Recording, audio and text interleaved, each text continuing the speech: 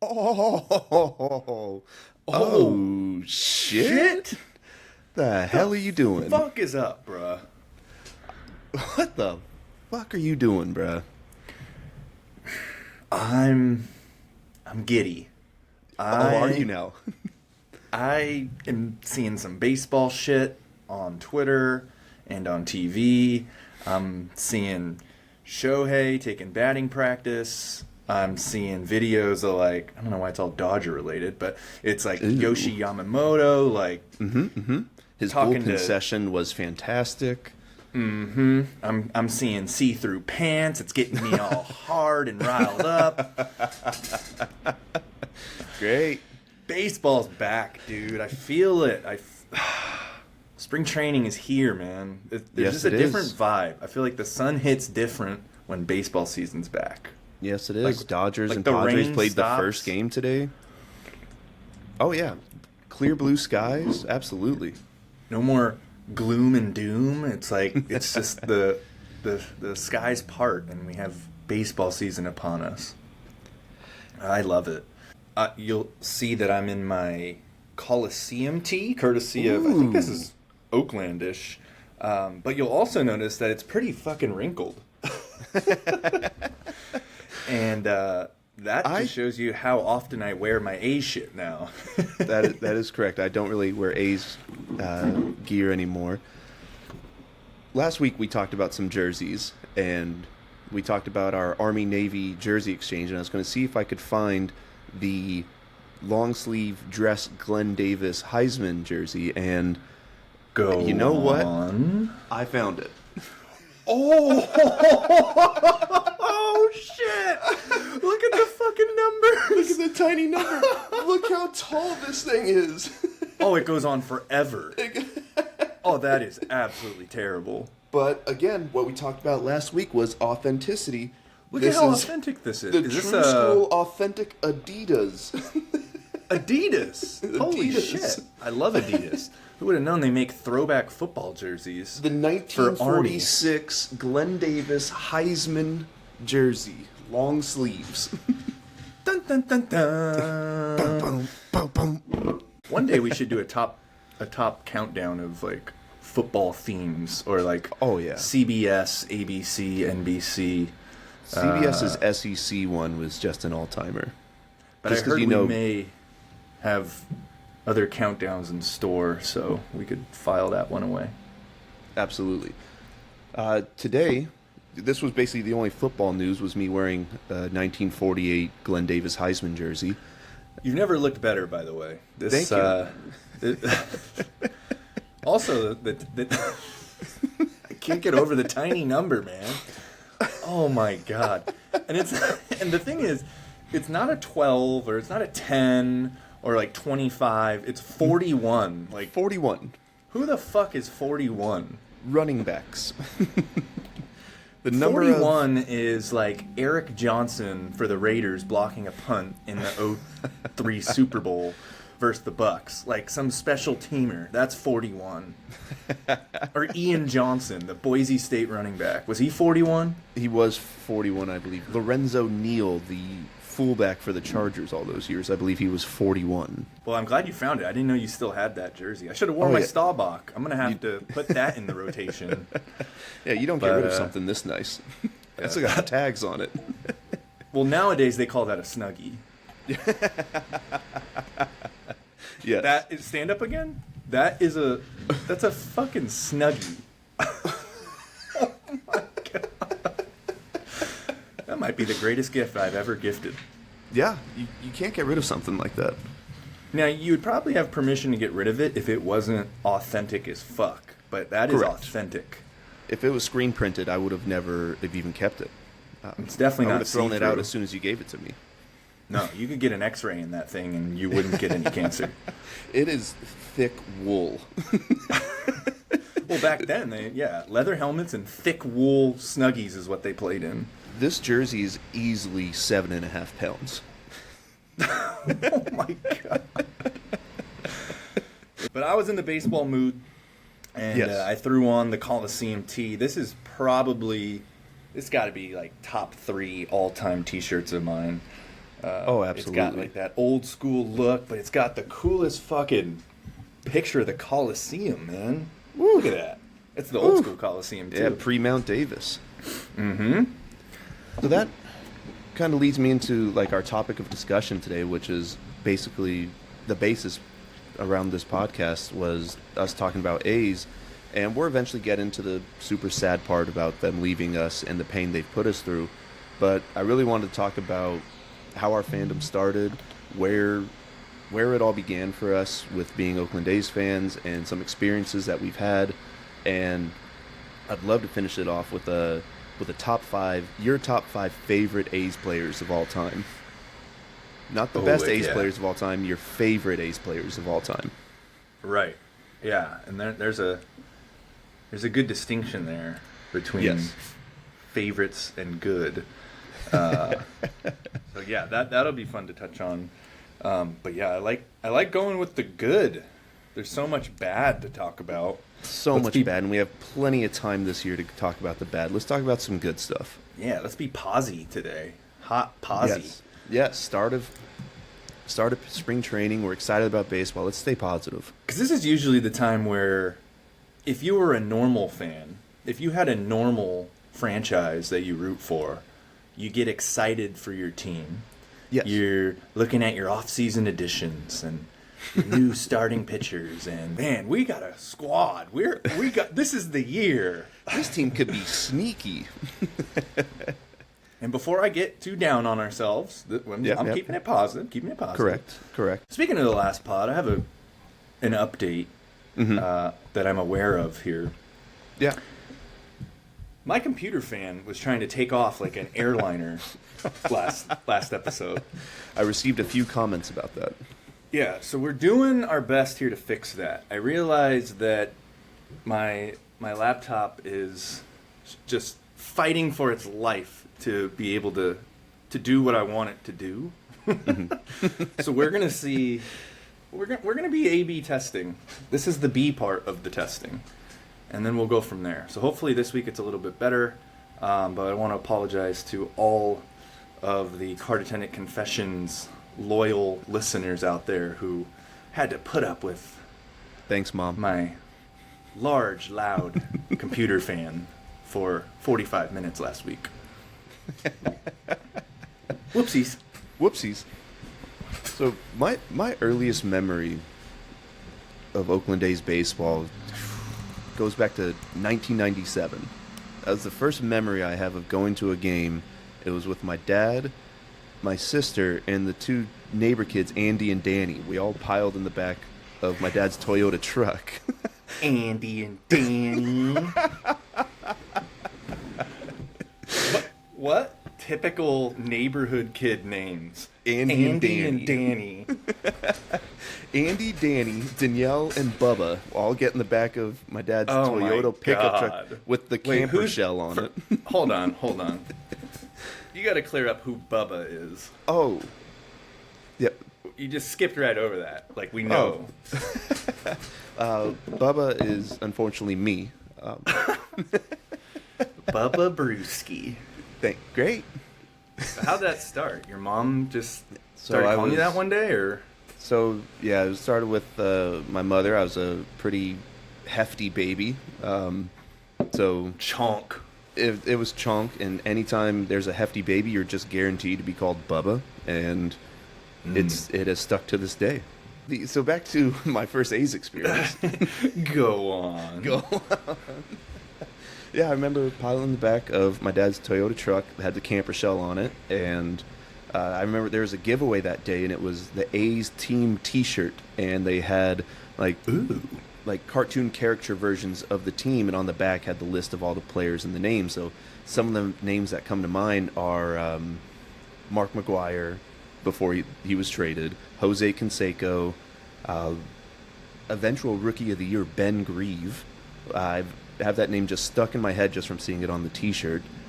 Very young players in Miguel Tejada and Jason Giambi were also on this T-shirt. And so, yeah, that was my earliest recollection of going to an actual A's game. So sick. My earliest memory is very similar. It was I think the 20th anniversary or 15th anniversary. It was some sort of anniversary team, or I think it was like the A's 25th Oakland anniversary, something like that. And they gave out shirts. I remember Terry Steinbach was the catcher. McGuire was the first baseman. Canseco, I don't know if he was on the team, but I think he was on the T-shirt. And then, it's going to be hard to name the other players. But I remember that T-shirt. I think it might have been sponsored by Mother's Cookies or Lucky. One of those two. Yeah, they used to give away those Mother's Cookies baseball cards. Do you remember that? These are my earliest A's fan memories. So sitting in the bleachers, got the 25th anniversary shirt. I'm going to have to confirm this after the pod if it was 25th anniversary, what exactly that was. But you had all the names of the players on the back, and then...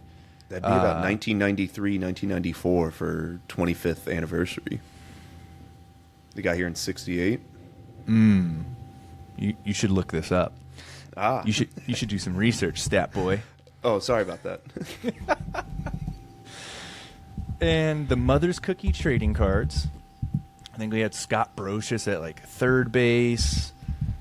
I want to say Geronimo Baroa was on the team. And so we sat in the outfield in the bleachers in the blistering sun, just below kind of where the luxury boxes start in the Oakland Coliseum bleachers. And Terry Steinbach hits a fucking bomb over the left field bleachers, breaks the window of the luxury box right there. And I've always looked at those luxury boxes with that memory, because that's my earliest A's fan memory at the Coliseum is a Terry Steinbach absolute yacker. Amazing. Good times. You know, it might have been the 30th anniversary, because the 25th was 1992, and we were just 2 years old. That makes sense. 30 would be 97, right? Did we go to the same game and get the same shirt? Wait, no. You said that there was characters 97. on it. Oh, okay, yeah. It seemed like cartoon caricatures of the players on the front of the shirt and the names on the back. Well, there's a good chance we both went the same year and got shirts that we remember, though. That's pretty sick. Huh. Wow. Yeah. I saw it on eBay. The shirt that I'm talking about, I saw it on eBay recently, and I almost bought it, but it looked like shit, and it was like $100. Oh. Ooh. Yeah, I ain't paying that for an A's shirt right now. Sorry. No. But yeah, that's my earliest memory. I guess I could go to second earliest memory is probably the playoff run in 2000, where Miguel Tejada and his wife are preparing to celebrate our division title. They're stocking up on champagne. They go to my mom's Safeway.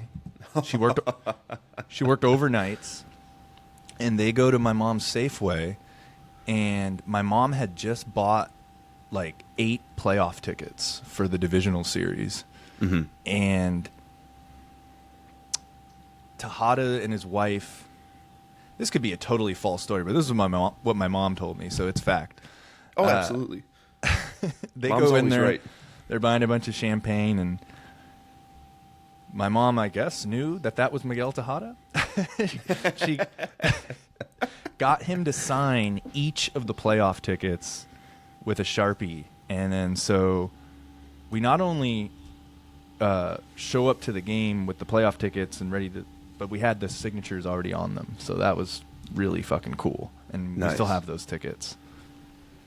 My second earliest memory was either 2000 or 2001, and this is the first time my dad and I sat like first deck. It was first deck, about 4 or 5 rows behind the A's bullpen, and like my dad's was an A's fan since early 70s, and he's never sat that close before, and I remember it was like Little League Day, and so that's why we got like the great deal on the good seats. Yeah. And so we're sitting behind there, and Isringhausen starts warming up because it's the ninth. We're getting ready for the ninth inning. He's getting ready to close this game out, and he's warming up, and after the inning, he's going to head back to the bullpen. My dad stands up, and he goes, "Hey, Jason, can you sign this ball for my kid?" In the middle of the game. Oh, this isn't like during batting practice. No, this is not. No, this after is the the game. This is in between the 8th and 9th inning. Ah, Hey, Jason, thanks, Dad. can you sign? Like at the time, like I'm about to get Jason Isringhausen's autograph. Oh yeah, I see nothing wrong with it at the time. I'm a 10-year-old. I'm a 10-year-old kid. I'm about to get Isringhausen's autograph, and one of the ushers goes, "No, not right now, man." Yeah. Yeah, Isringhausen ended up blowing that game, and Oh no. and I remember. Yeah, that's a total jinx. You can't be signing Yeah. autographs before you go in to try to close a game. Dad, if you're listening to this, I'm sorry, but I blame you for that game, for us losing. Oh, big time. There's a lot of things yeah. we can blame on our dads, and that's jinxing stuff. That's an Dads are ultimate so jinx. good at jinxing stuff. The original jinx is just the dads doing it all the time. It's just dads being, one, overly confident in certain players and teams, and then two, just thinking they can do whatever the hell they want in public. Yep. Oh, man. I thought you were going to say a different time. So I remember this story that you told me one time where it was either you or your dad thought that a former A's legend was in the stands, and then you ran up to go ask him for an autograph, and it wasn't that particular A's legend, right? It actually turned out to not even be him at all? Is that correct? That is correct. That is correct. This is maybe 2-3 years down the road. I think I was about 12, maybe 13. And again, we're sitting in first deck seats, and we're right below the walkway in first deck, and right behind us, above the walkway in front row, is this person named, who we thought was A's legend, Hall of Famer Rollie Fingers. He had a security guy following him around, and my dad goes, "That's Rollie Fingers. You need to go ask him for his autograph." Again, Dad, with the overconfidence. And again, 12, 13 years old. Yeah. So I'm working it up, and my dad goes to get beers or whatnot, and I'm sitting there. I'm trying to work up the courage to go up to Rollie Fingers middle of the game, because last time somebody tried to get an autograph middle of the game, got rejected. So I'm just heard about that one. Yeah. So I'm trying to work up the courage, and there's a guy sitting next to me who I didn't know, and he goes, "You're going to go ask Rollie for his autograph?" Because he saw me holding the ball in the pen. I'm like, "Yeah, I'm going to go for it." Oh, and so another guy bought in too. He thought that it was also that was Rollie another Fingers. dad. Yeah. Just dads everywhere, jinxing everything. And That's so basically I what the Coliseum was. It was just a bunch of dads. Dads, all their New Balances and long white socks. And really pointy hats back then. Oh yeah, that bill was That big a triangle. yeah, that crown. The dad crown. So I get up and I muster up all my courage to go ask Rollie Fingers for his autograph. And, it looked pretty dead on, like Rollie Fingers had the handlebar mustache and everything. And I walk up to him and I'm like, "Mr. Fingers, can you sign my ball?" And he goes, "I'm not Rollie Fingers, kid." Oh. And I go, "Oh, all right." Damn. I'm, 11, 12 years old, maybe 13. Just fake sign the ball. You have to get this all the time. You have a security guard following you around the stadium. You're doing this as a bit. You could have just signed the ball.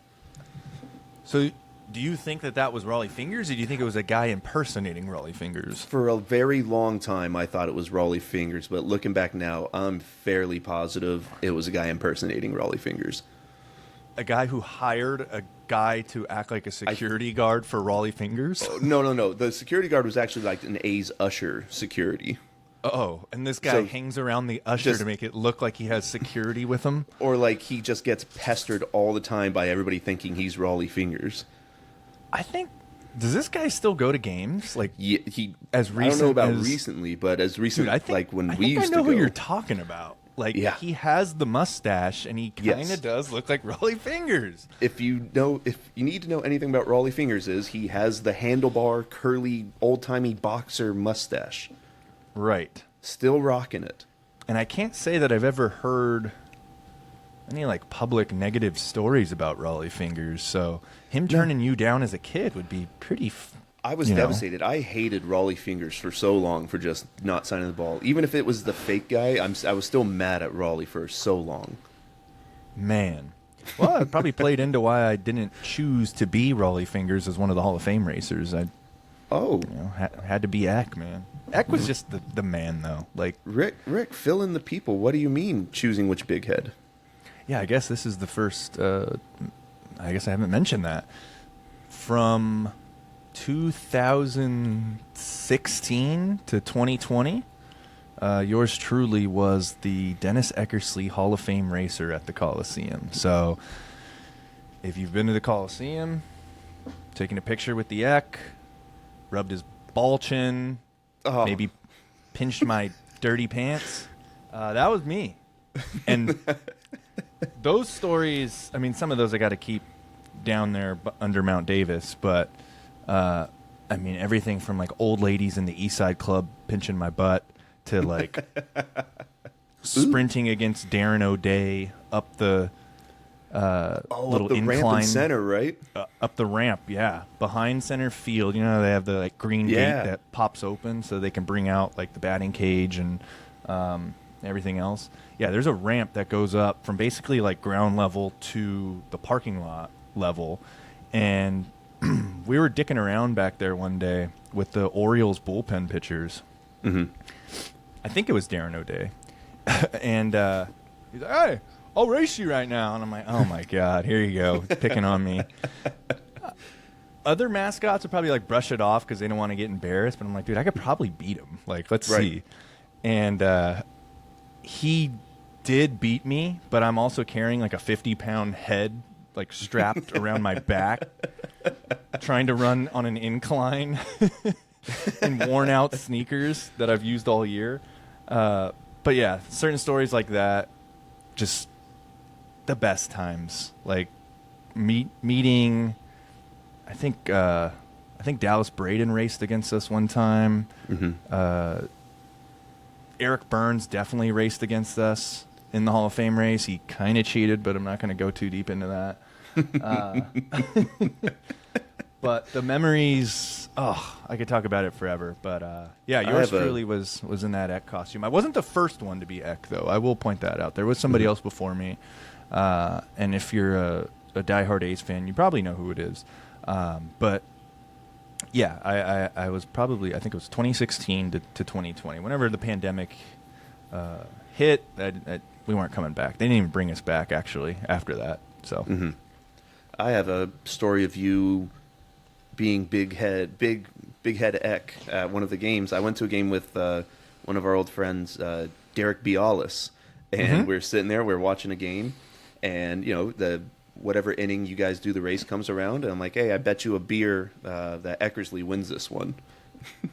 Knowing my record was impeccable. I mean, I think your only lost, losses because you were told you had to lose because it was like Ricky Henderson Day or Raleigh's birthday or something. Oh yeah, and I fully play by those rules too. Like before I was the Eck, I was an intern with the Diamondbacks and in charge of their whatever, I forget the name of theirs. I think it was like the All-Star race or whatever, the Legends race, I think. And yes, they kind of instilled that same thing. Like if it's, Randy Johnson Day or something, Randy wins, or Matt Williams never wins, or things like that. And then so I tried to kind of bring some of that over to Oakland, and most of the time Ricky should win anyway, because why is Ricky Henderson the greatest runner, stolen base artist in Major League Baseball history? Why is he losing often to a relief pitcher or a closer? And I would get so much shit for that walking around the Coliseum. People, I mean, everyone said what's up to us. We were so cool with like everybody. You can go from the drunkest bastards to the coolest kids to the nicest moms and grandmas. Everyone was cool with us, but everyone had something to say. It's like, why isn't Ricky winning? Ricky should win every single time. And it's like, All right. okay, I get it, but why should he win every single time? How is that fun? Yeah. So knowing you were in this costume. Yeah, when I got the chance to go balls out, I did. Yes. And so I bet our friend, I'm like, hey, I bet you a beer that Eck's going to win. And initially he didn't want to do it. He was, I don't know, man. Eck always seems to win. So I didn't tell him, little insider trading. I had a ringer in the Eck costume, a former cross country runner. Oh, and yeah, so, you had some skin in the game. Yeah. So I bet him, and then after he bought me the beer, I'm like, oh yeah, that's Rick in that costume. You son of a bitch. Wait, so how did the race go? Did I blow you it? won. Oh, you win. Oh, okay. Oh yeah, no, you got me a free beer, and anytime I brought a friend to the stadium and I knew you were running, I'd shoot you a text like, hey, can you win today? Oh, hell yeah. Unless it was Ricky's birthday or something like that. My cousin Mondo used to do that and like bet his drunk buddies at the same time. But I feel like more often than not, when he was there and he would text me, I'd be like, oh, dude, I'm not winning today. Don't bet on me. And I'm like, dude, I hope he got this reply before he made the bet. Yeah. Because he texted me like, yo, you running today? I'm betting on you. I'm like, no, don't. No. I got to throw it today. What a scandal. It all comes out, and there's going to be a lot that comes out now. We're not holding back anymore, man. Oh, I used to man. be like, yeah, I mean, there's just some stuff, maybe I'll go back to the A's one day. Maybe I'll get a job there. I mean, I used to run, like, the Twitter handles for the big heads, the Instagram account for the big heads, and we would always mess around, me and the other guys who ran in the costumes, like, we wanted to tweet out some funny stuff or post some provocative things on Instagram, but we would always hold back. We're trying to keep it professional. Right. And then we always said, if they ever do us dirty, one day we'll unleash all the secrets. We'll write a big book or post all the content. And Now, those are some confessions. those are big time confessions. But yeah, my biggest confession here would be that I was the Eck, and there's just a whole lot more there. But had a great time and loved all the people that we worked with at the time. I just can't say the same for the current A's ownership group. Correct. Who pretty much gutted all the game day entertainment anyway. Yeah. Would you like to get into your top five? Yeah, I'm excited about that, and I've got the Coliseum shirt on, got the A's yellow, the gold. I think I'm ready to go. So right. I had a burpee moment there with the this mango bubbly's just Yeah, we're we all bubbling heard over it. here. We all heard it. We'll see how good the mic picked that up. We're rocking the. So how about you give me your number five? Okay. Number 5. I don't think I really listed them out in terms of my priority. So let's see. Let me do this real quick here in my head. If you'd like me to go first while you contemplate, I can. Okay, here we go. Because I think it matters, like, to me when they were A's and when and if I watched them in person and if I watched them for how long. So that's how I'm playing mine. I have a feeling we're gonna have a lot of similar names. It's possible, but I think we might have. I had the same theory. I was like, my favorite A's are the ones I saw play the most, that just brought me the most joy when I was at my most diehard fandom. Yeah. And there's kind of just, if you look back at the last 25 years of being an A's fan, there's the 2000 team to 03, there's the 06 team, and then there's the 2012 to 2014. And then you got the Chapman and Olsen teams too. So okay, yeah, let's get into it. I'm gonna go with number 5. It's gonna be Eric Burns. No way, dude. No way. At my number 5, I have Eric Burns. We probably have different reasons though why they're in our top 5. So I'm gonna state my reasons why they're in the top five. Go for it. Eric Burns was an A. I don't know if he was on the 2000 team, but he was definitely there like in 03. And this is right around the time where I was coming out of Little League around that time, heading into Babe Ruth. And Eric Burns was one of the first guys I saw wearing like Under Armour. And he was wearing like the skin tight green long sleeves under his jersey. And I don't know if he was like really fast, but he looked fast. And he had like the flowing hair. He's diving for balls. The gloves halfway off his hand. Hats flying around. And that like effort made me want to rock an Under Armour long sleeve under my baseball jersey and just lay out and steal bases and whatnot. He's the reason why I wore long socks, had the pants rolled up in Little League, was because of Burnsy. In my memory... Go ahead. Yeah, go ahead. I'd say his diving catch in foul territory when he almost like lands onto the pitcher's mound, and the amount of ground he covered and how the full extension Superman dive was one of the... It's burned into my brain, just him diving for that ball in foul territory. He's a lunatic. Yeah.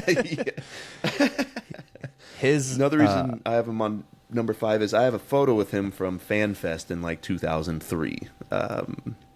Oh shit! So, yeah, he wasn't smiling at all. It was like one of those you wait in line to take a photo with him. He just did not care, or he might have cared, but it did not look like he cared. I've passed by Burns a couple times in IRL. He ran, like I mentioned earlier, he ran the Big Head race as a celebrity runner. He ran as himself, and before the race, they told us, like, hey, like, kind of just let him win. Like, don't try to beat him. And I was like, well, he's probably going to beat us anyway, right? Like, he's not wearing a costume. Yeah. But then I was like, fuck that. I'm going to try to beat him. And I'm going to see at least if I can keep up with him. And yeah, I think he dove across the finish line head first. Yes, he did. Yep. Yes, he did. Like I said, he's a madman. But my playing, like the highlight memory of Burns is when he hit for the cycle in against the Giants. Yeah, he had that triple to get it, which is kind of the best way, in my opinion, to get a cycle. Home run's tight too, but you don't want to get a cycle on a single or a double, really. I mean, I guess you'll take it anyway. Build up the excitement. Triple, yeah, because you got to fucking hustle for that triple. Mm-hmm. The home run, you got it, but you don't know you got it if it's a triple. No. Yeah, and so it adds to the celebration. Great addition to that. Yeah. So, and then just to wrap up on Burnsy, when I was at Pac-12 Network, he had filmed a documentary about his running. He's an avid runner.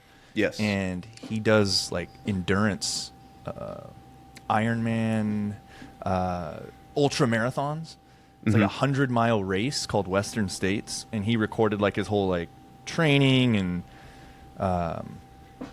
the nights leading up to it and the race, and we aired it on the network while I was there, and he did like a Q&A for all of us there at the network, and I got to meet him. So yeah, it was really cool. Eric Burns is not only a top 5 A's guy, but just like an overall like top sports guy that I really like out there. Absolutely, couldn't agree more. All right, I can go to number 4 here Number if you want me 4. to. Tim Huddy Hudson. Is he on your top 5? He did not make my top 5. Okay, cool. At least we have some differentiation here. Yes. Tim Huddy Hudson. He had the stinger, the little strap on his chin right there. He was a 20-game winner in 2000 with the A's. That was just his second year in the bigs, and I remember this is like the early days. The KICU Channel 6 broadcasts for the A's. It would eventually be called Action 36, Cable 6. But I remember that broadcast would do, as the pitcher's warming up or maybe during the first inning, they would show you their pitch grips and like what pitches the pitcher threw. And when Hudson started, they would show his splitter, and this dude, and they would comment on how like wide his 2 fingers were around the ball, and it was supposed to be like his best pitch. And so as a kid, I tried to mimic his splitter. I don't think any other kid was trying to throw a splitter, and I got pretty good at it. Like I have long fingers, and I would wrap them around the ball, and then you throw it like a fastball. You kind of flick it though too, and then it just has like a wicked drop at the end. And I never could perfect it, but every now and then while playing catch, I'd break it out, and someone would be like, "What the fuck was that?" And I'd be like, "Oh shit, it worked." It worked. Yeah, and it was because of Tim Hudson. I remember, seeing that, and then he was just fucking dominant out there, man. 4-time All-Star, 2 times with the A's, and then he actually finished in the top 6 for the Cy Young 4 times, and 3 of those were with the A's. Huh. I like it. World Series winner in 2014 with the dreaded Giants. But here's a fun fact. Oh. He was the oldest pitcher to ever start a World Series Game 7 when he made that start against the Royals in the 2014 series. He was 38 years old. Now that is a fun fact.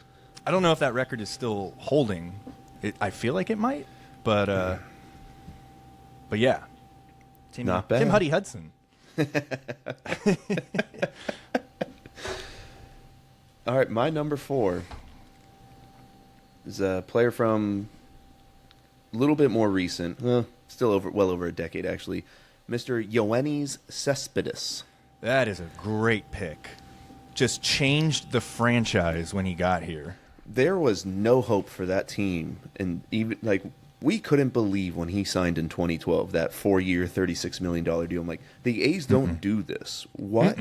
Why did we sign this guy? And all he did. If it wasn't Mike Trout's rookie year, he would have easily won Rookie of the Year. So that's a tough act to beat. I didn't get to see him play much because I was stationed in North Dakota for his playing time. But in 2013, in his second year, I came home on vacation, and Eduardo Altamirano and I went to a game. And it was the first time I told him, I'm really excited. This is the first time I get to see Cespedes play in person. And yeah. It was everything as advertised. That man hit a home run and had 2 outfield assists in that game. And I was like, I love this person. I never want him to leave the A's. That right there is why it's important to sign free agents or re-sign guys, because it makes you want to go watch that guy. It's that big of a deal. And when you just recycle people... I took vacation to go home, to go back to Oakland to watch Cespedes play, and I told my buddy, I'm like, I am so excited just to see him play. And, I was 22, 23 years old, and I felt like a kid again at the Coliseum watching Cespedes play defense and hit yackers. Fucking yackers, dude. Yackers. Oh, my God. There's that one clip when he just pulls that one down the left field line. I think it might have even hit off the foul pole. That ball was a piss missile. Piss missile. Jesus. He didn't even start running. He was still kind of in finishing the swing, the follow through. Finishing the swing, and that ball's hitting off the foul pole. Just ridiculous torque. And somebody get me the exit velo on that one. And he started. It happened right away too. The Tokyo series, his first game, he hits a home run. I remember listening to that at 2 or 3 in the morning on the radio with Korak and Fosse calling it, and I'm like, holy shit, we got a boy. Yeah, it's Cespedes had a very short tenure, and very short tenure with the A's, but his short tenure was amazing while he was with us. Yeah, that team was supposed to lose 100 games. Shout out to you. Oh, talk about T-shirts. His T-shirt giveaway, 1, the A's trade him right before it. 2, it's one of the greatest T-shirts of all time. It's La Potencia. La Potencia, yep. With him holding the bat, looking off off yonder. What a T-shirt. Now that's one to go on eBay and pay $100 for. Absolutely. That's what I'm doing after this. Give me your number 3. My number 3. Matt Stairs.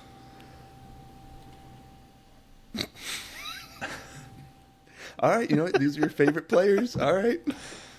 I'm actually kind of surprised you made it all the way up to 3. I'm very surprised you have Matt Stairs at number 3.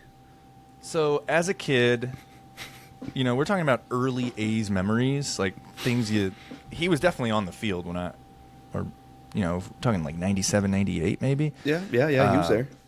So he was hitting probably cleanup for us back then. Maybe Giambi was the 3-hitter. But he had this high leg kick. He's belting home runs. When we talk about belting. A home run, just type in Matt Stairs home run. Go watch any of them, and look at just the leg kick. And he's like I don't know how tall he is, but he's like this short guy with the kind of curly locks coming out of the back of the helmet, and probably overweight, and just belts home runs. Here's a little bit about Matt Stairs. He was an A from 96 to 2000. He hit 38 bombs in 1999. Wow. He's a guy who can belt one onto Utah Street out there in Baltimore. And I love belting a Yager onto Utah Street. Didn't know belting was going to be so... Thank Matt Stairs. But when I think of like those early 2000s A's teams, kind of what got that started, like right before that, when my fandom started, was the teams that Matt Stairs was on. Mm-hmm. And we weren't winning the division, but those were the teams I first started watching. So he's in here for nostalgia purposes. Also, he was also kind of a guy like Burns, where I just always rooted for him no matter what. And he didn't retire until 2011. He was a journeyman. He was 43 years old. And this kind of doesn't go with why he's like one of my top A's guys, which is something I kind of figured out as I had already slotted him into my top 5. But here's a fun fact about Matt Stairs. Listening. In 2008, he was acquired by Philadelphia at the deadline from Toronto. Over 16 games he plays with them heading into the postseason, he only hit 2 home runs and he only got 5 hits. NLDS, he gets 2 pinch hit appearances. He goes 0 for 2. NLCS, Phillies Dodgers, game 4. Phillies up 2-1. It's a tie game, 5-5, top 8. Matt Stairs hits a 2-run go-ahead homer in the 8th inning to put Philly up by 2. They win the game. They win Game 5. This is in Dodger Stadium, by the way. Yes, I can picture it. I know which one you're talking about. His only at-bat of that series is his only hit of that entire postseason, and the Phillies go on to win the World Series. Matt fucking Stairs. Now, that's a fun fact. Not even with the A's, though. Right.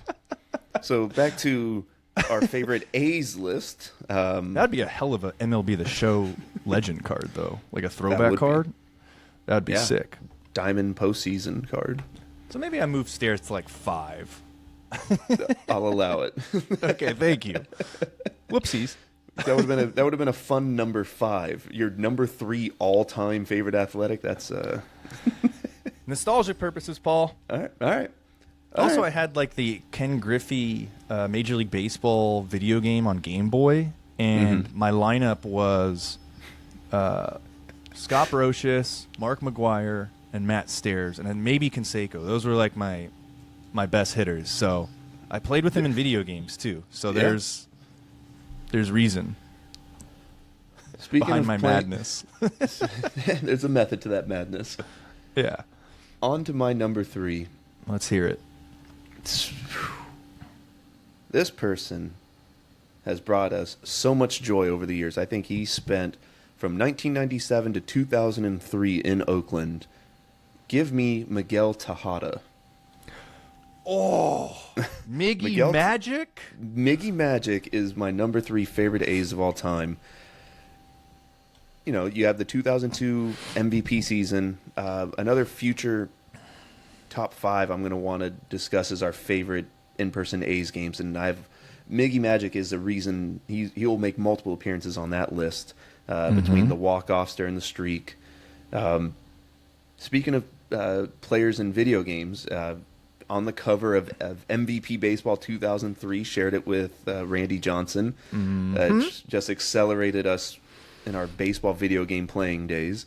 So that holds a very soft spot in my heart. But we don't. A fun fact about Miguel Tejada is we don't know his actual age. I was hoping you weren't going to bring that up. Oh, okay. Yeah, All there's right. that cringy interview. No, I'm fucking with you. There's that cringy interview on like it aired somewhere when it did, but it's on YouTube, and that fucking reporter's like not letting Tejada off the hook, like fucking questioning him about his age. Like, Yeah. dude, let it go. Who cares how old this guy is? He can fucking ball. Exactly. From 2001 to 2006, a modern Ironman streak of playing every single game. Played all 162 from 01 to 06 at a premier position in shortstop. Right. Absolutely deserved the money he got in free agency. Oh, yeah. Oh, yeah.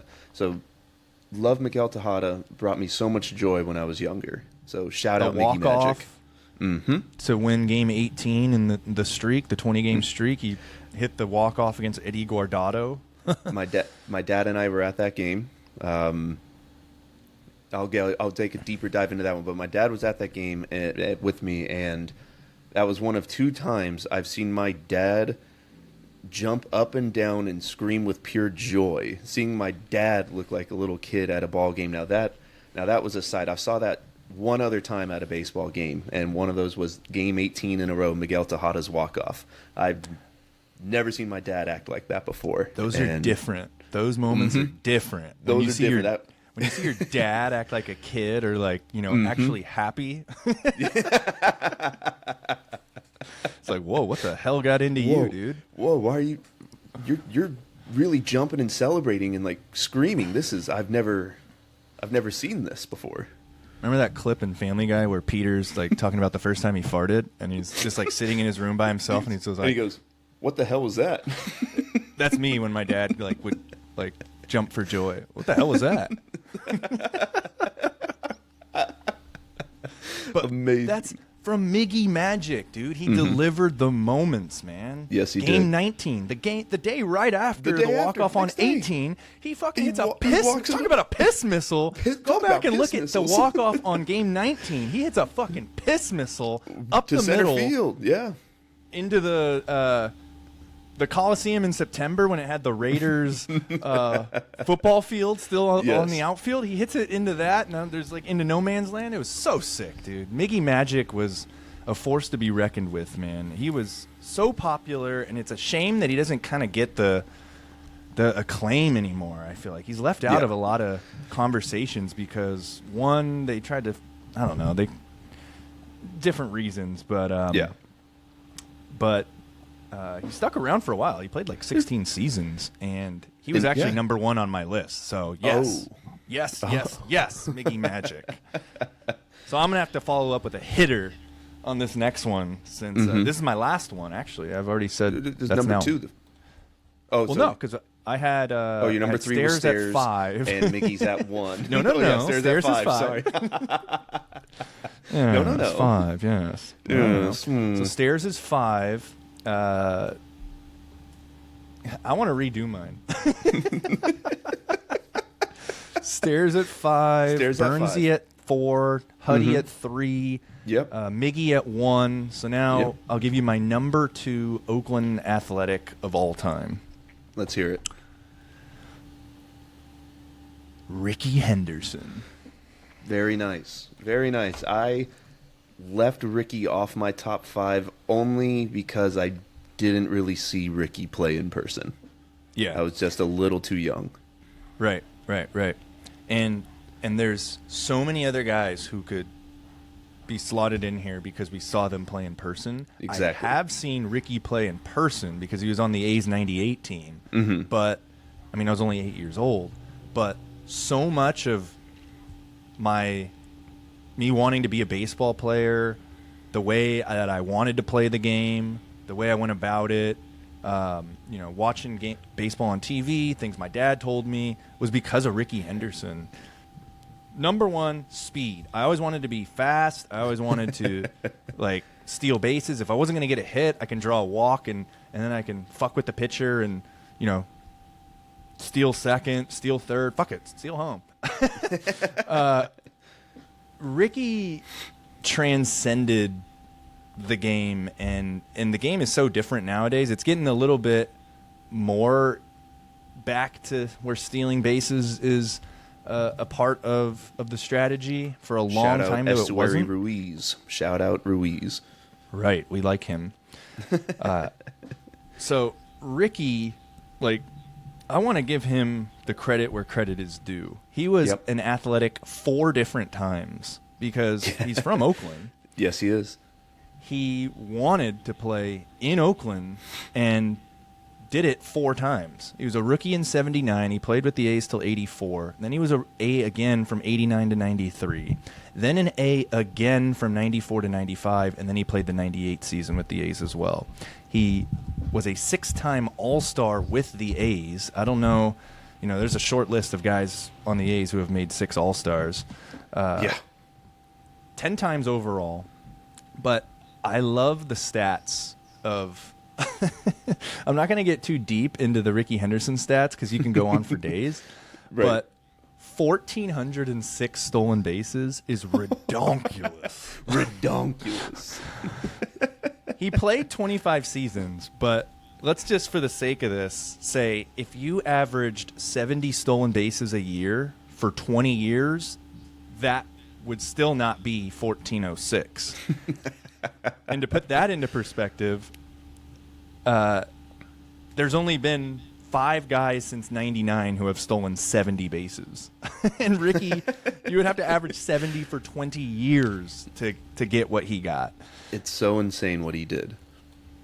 He played 25 years, but he only had 5 stolen bases in 2000. He only had 8 in 02, and he only had 3 in his final year of 03. So, a lot of that was early on.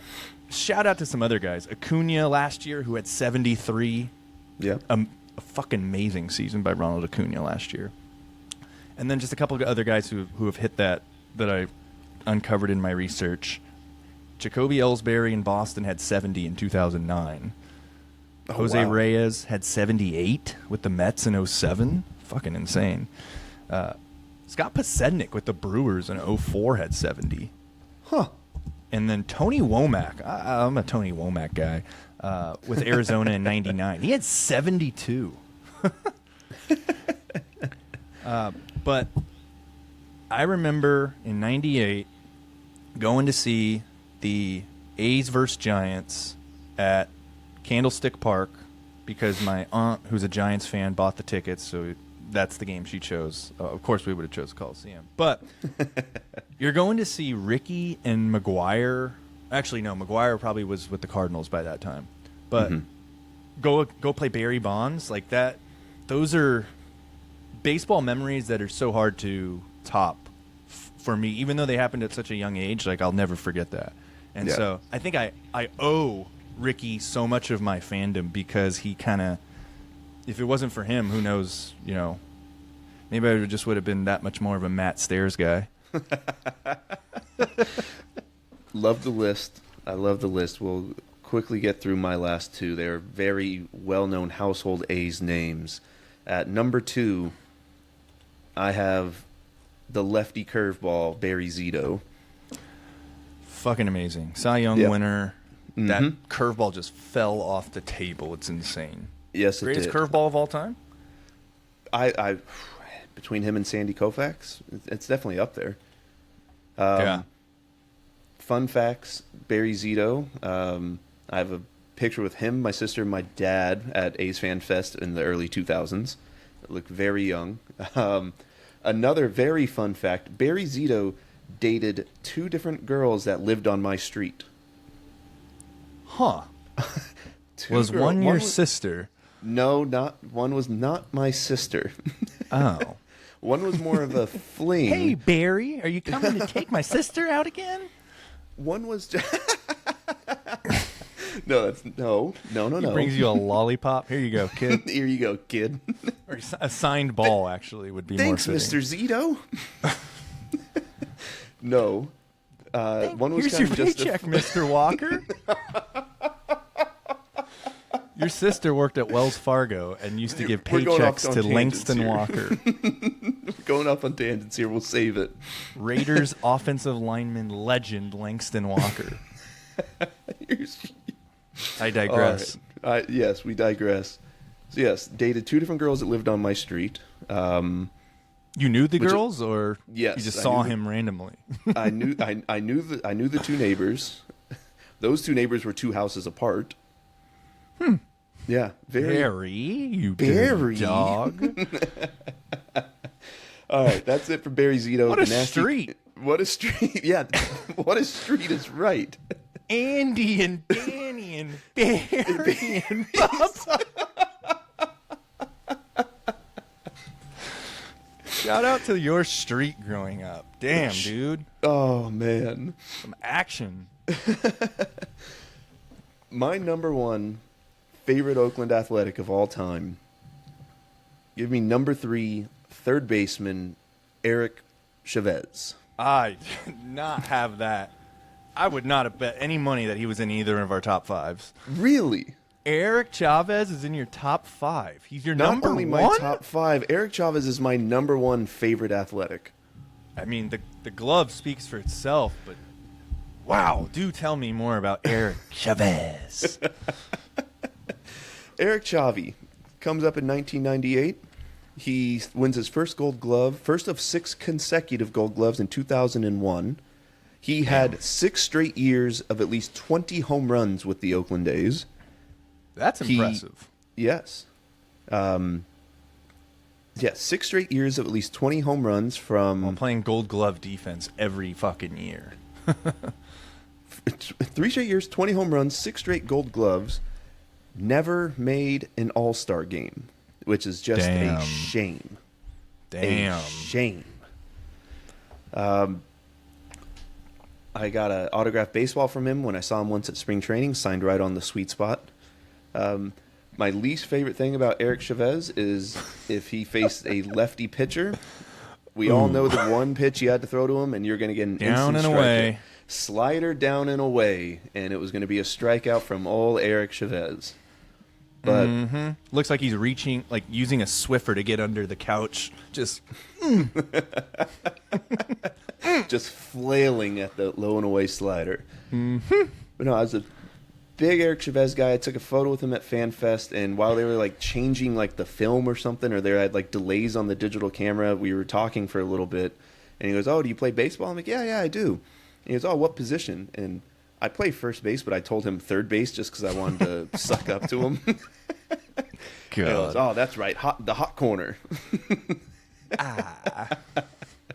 So yeah, so I talked with him for a few minutes, but no, I've always was a big Eric Chavez guy and signed the richest contract in A's history at 6 years, $66 million. Yep. Yep, and he does have that to his name. I was just so yeah. Shout out Eric Chavez, my favorite Athletic of all time. Yeah, don't get it twisted. I love Xavi. I just didn't have that, but he I didn't have dude, Matt Stairs. him and Miggy. I mean, yeah, you didn't have Matt Stairs. Shame on you. If I could redo my list, yeah. I do have an honorable There was a lot mention. of nostalgia included in mine. Clearly, who's your honorable mention? My honorable mention is the one and only Ron Washington. Oh yes, dude, Ron is so cool. I fucking love Ron Washington. The sole reason why Eric Chavez has 6 Gold Gloves is because of Ron Washington. The sole reason that Marcus Semien was able to stay in baseball in the big leagues was because Ron Washington. Yes, correct. This guy couldn't fucking field a grounder when he played for the A's for maybe 2 seasons. I mean, it was rough, dude. Over 30 errors his first season with the A's. It was bad. Like, people wanted him out. Like, he was part of the Samardzija deal? Yes. Yeah, we got him from the White Sox. From the White Sox, yeah. And, I mean, he earned it. He earned the starting chance, but he was booting shit. Booting and chucking everything everywhere. Ron Washington definitely salvaged Semyon's career and turned Semyon to, helped him grow into what he is today. Look at him now. And I'm excited to see. I mean, we talked a little bit about Anthony Rendon last week, but I saw a video of Ron Washington's the new manager for the Angels down there in Anaheim, and I saw a video of. I mean, say what you want about Rendon, but he was out there working with Ron Washington on ground balls, the same drill that he did with Semyon, the same drill he. I don't know if he did it with Chapman. The same drill he did with Semyon, where you get like. It's just a little dribbler, and he just has you head down, hand in glove. Shout out Ron Washington, dude, and just the best third base coach too. Just seeing him waving, Two very quick Ron Washington stories is one to shout out what a great coach he is at the one of the All-Star games where he was. When he was third base coach for the Braves, he was at the All-Star game as one of the coaches, and he was helping Braves rival Mets first baseman Pete Alonso at fielding drills, just showing him stuff like that. I'm like, you're teaching the enemy to be a better fielder right now. But it was just who Washington was. If you're ever around Wash, you just ask for fielding advice and just, hey, can we get some work in? Yeah. Quick story. That's a good coach. That's a good guy right there. Dad had season tickets, and he couldn't go to this little season ticket holder event, so I went in his place, and I was about 14, 15, and all the season tickets, we got down onto the field, and Ron Washington started going through fielding drills with us, but everybody else was in their late 50s, and I was the youngest one there by a mile, so he took me off to the side, and we worked on little grounders together. What? Yeah, dude. You trained with the Wash? It was no more than 10 minutes, but he took me off to the side since I was the youngest one there by easily 30 plus years. And so, yeah, we got down the field and they showed us some stuff, and he took me off to the side and we just worked on some grounders, and he taught me the whole little scoop forward thing, go into the ball and all that. So, yeah, shout out Wash. I probably should have thrown him on my list. Shout out Ron Washington. If I could have Matt Stairs, you could have Ron Washington. That's sick, dude. And he's also a pretty fun guy to party with, allegedly. Yes. Yeah. Well, that was fun. Top 5 A's. I feel good doing A's positive stuff. Yeah, that felt real nice. Yeah, let's at least for this week. We'll see what else the A's throw at us as time goes on. Yes. Any last confessions that you have to make this week before we head on out? Do you want to guess that player real quick, or should we save it?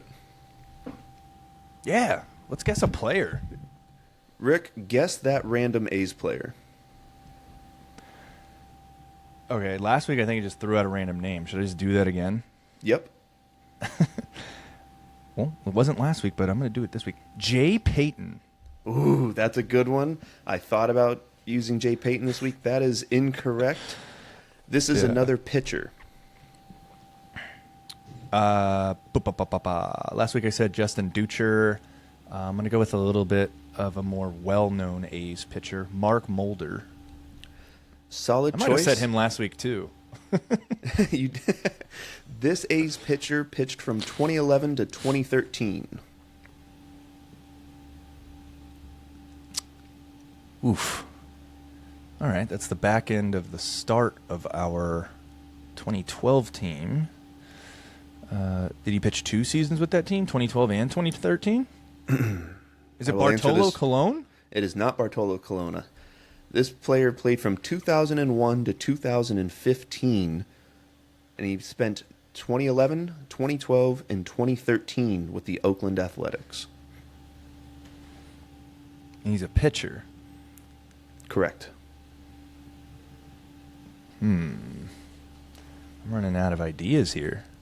Is he in the bullpen or is he in the rotation? I will not answer that question. Give me a guess. Oof. Grant Balfour. Grant Balfour is correct. Grant Balfour is correct. My next hint was going to be the one-time All-Star in 2013 when he saved 38 games for us. And the final giveaway guess would have been he is appearing at this weekend's Fans Festival. Boom, boom, boom, boom, boom. Fans Festival, the A's Fans Festival, thrown by the fans, not by the team, because they haven't thrown a fan fest in over 3 years. And Grant Balfour will be in attendance. A's fans. Shout out to the 68s and Last Dive Bar. Dive Bar. Dude, those guys are fucking awesome, and they do so much for A's fans and just like the East Bay and community, Bay Area community too. But they really look out for A's fans in just these tough, trying times with this fucking dickhead of an owner. Did you see what happened today with Fans Fest with Drake's Brewery? I did. I don't know too much about it, but I did see that. I don't know if they pulled out. I don't know if that's the right word, but they're not a part of it anymore, right? They're not sponsoring it anymore. They pulled out their sponsorship 3 days before the Fans Fest. That sucks because you got to think about how much signage was printed and paid for that had Drake's on it. Yes, you could like cross it out, but then it looks fucking tacky. Like you don't want it to look like that. And then all the beer they were going to supply. I mean, you know damn well about that. So they're going to supply beer stuff. All this beer, and like there's conspiracy going around that it was Cavill and the A's that like threatened to like pull Drake's to end their partnership. A's came out today and said absolutely not. That's not us. But isn't Drake's one of the beers in the Coliseum, like on tap? Like, don't they have signage sections in the Coliseum that they probably have partnerships or agreements with the Coliseum? Maybe not the A's, but yeah, there is some shady shit there. Maybe it's some shady stuff. A's. Here we go with the conspiracy theories. It only took us into episode 2 to start getting hat on. But so. A bunch of other breweries after this withdrawal, 5 local breweries signed up to sponsor Fans Fest. Shout out to Fieldwork Brewing, Canyon Club, Altamont, Original Pattern, and our friends over at Line 51. They just Laverne, you dog. Shout out Laverne. Our middle school PE teacher, Laverne, the owner of Line 51 Brewing in Oakland. A hell of a fucking bar setup they got there in Oakland. But wait, so all those 4 that you just mentioned, they signed on after Drake's pulled out? They signed up after Drake's withdrawal. There's 5 other breweries that are already sponsored. It's 21st Amendment. Sorry if I butcher this. Doka Beer. 2 Pitchers. Oakland United Beer Works and Alameda Island were already sponsorships. But Fieldwork, Canyon Club, Altamont, Original Pattern, and Line 51 joined after Drake's withdrawal. So they're there to donate any type of kegs or cases of beer just to help out. So shout out all those local breweries. Shout out the 68s and Last Dive Bar. And shout out Oakland A's fans. Shout out to Fieldworks. I love Fieldworks. They have a San Leandro location, which is so close to me. It's great for going anytime. Even if you just want to have dinner, it's great. And then, dude, 21st Amendment, that watermelon they got, and then of course Line 51, you can get a short dog or a Dub Nation. I mean, they got it all, dude. Yeah, who needs Drake's? Yeah. They won't be sponsoring the pod. Nope, don't want it. Wow, that's awesome though, and I mean, imagine how much work it must take from the 68s and Last Dive Bar. Like, dude, they're putting on their own Fans Fest, because the fucking team won't throw one for fans themselves. For the what the 3rd year now they haven't had one? Like, correct. The fuck, dude. But yeah, amazing work by the fans, man. It's fucking incredible, and I hope so many people show up. They got so many legend or just former A's, any athletes. They've got the Oakland Soul, the Oakland Roots going. Coco Crisp and Ben Grieve and Trevor May will all be there as well. And your Name That Player. And Grant Balfour. Fuck yeah. Let's Balfour rage, baby. All right, do you have any final confessions this week, Paul? That was really it for me. I do not. Do you have any final confessions, Rick? Yeah. I want to confess that Matt Stairs is not in my top 5 Oakland A's of all time. Who are you taking him out for? I got a little giddy just being in the baseball mood, wearing an A's colored shirt and thinking about my fandom. I got a little ahead of myself with that Stairs inclusion. So if I could throw in maybe another name that is an honorable mention. Go for it. Well, now I'm on the spot. You didn't give me time to think about who that could be. I'm going to go with Mark Ellis, just because he was a hell of a player for us. Fan favorite. He was there for a long time, and if there was ever, and I will always regret this, you know how we didn't buy jerseys as A's fans because you never could because they were just going to get traded right away? As a kid, I was like, well, dude, I really think the one guy you could buy a jersey for is probably Ellis because he's not too good to like where he's going to leave in free agency, and they're not going to trade him because he I don't know. He just seemed like the guy that would be there the longest. I think he was too. He was there for quite a while. And he was just an all-around good player. Seemed like an all-around good guy. Mark Ellis is my honorable mention right off the top of my head because how can you not love Mark Ellis? Absolutely. I'm out of confessions for the week. I am as well. We ran a little long this week. Thank you to whoever listens to this. Botch. Botch.